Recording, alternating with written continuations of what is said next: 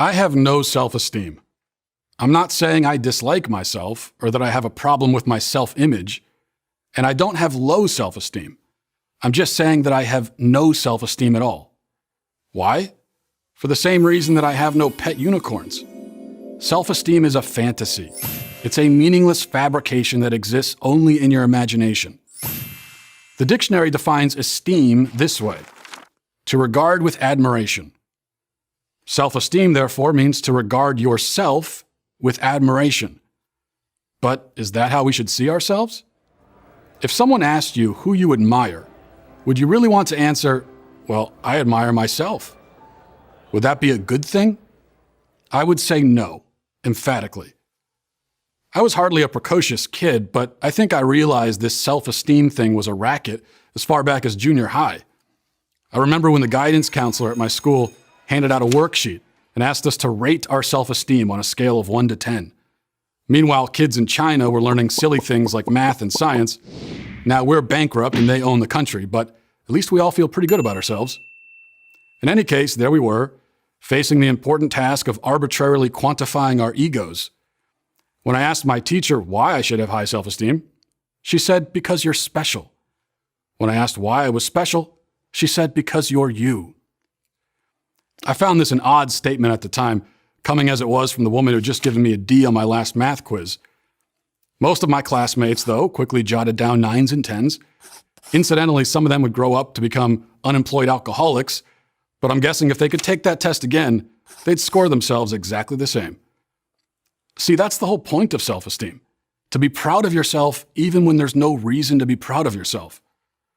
Of course, apologists will claim that self-esteem is simply about confidence, and that you need confidence to succeed in life. Okay, but if self-esteem is simply about confidence, then why don't we just call it confidence? Because confidence must be earned. A student is confident about doing well on a test if he studies for it. An athlete is confident on the field if he practices. A singer is confident in her abilities if she, in fact, has abilities.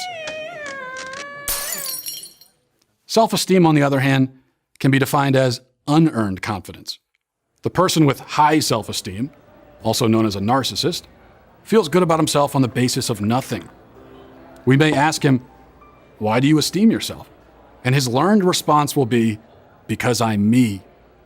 Like a modern-day narcissus, he can't see the world outside the window because he's too busy whispering sweet nothings to his reflection in the glass.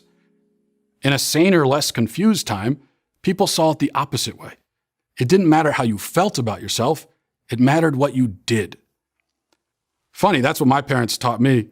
I remember one time explaining very carefully to my dad that he couldn't expect me to do my math assignment because math made me feel bad about myself. In return, he suggested that maybe I should study more, and then math wouldn't make me feel so bad. But in the meantime, he said, it doesn't matter how you feel. Do your homework. Doesn't matter how I feel? What a scandalous notion. I probably should have called social services. If this self-esteem thing was just another benign form of entertainment, we could just laugh it off.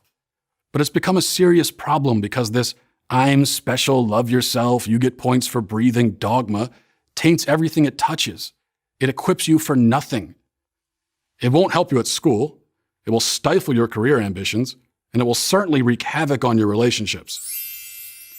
Sure, insecurity and self-doubt can also be defeating, but at least there's a chance that they might drive you to be better. Self-esteem actually prevents improvement because you can only improve if you first acknowledge what you're not good at. But that process might take a toll on your self-esteem, so many people avoid it. I'm not saying that you should hate yourself, and I'm not saying that you should have low self-esteem. I'm saying have no self-esteem, as in stop thinking about it, period. Do good things with your life, and you'll have all the esteem you'll ever need. I'm Matt Walsh for Prager University.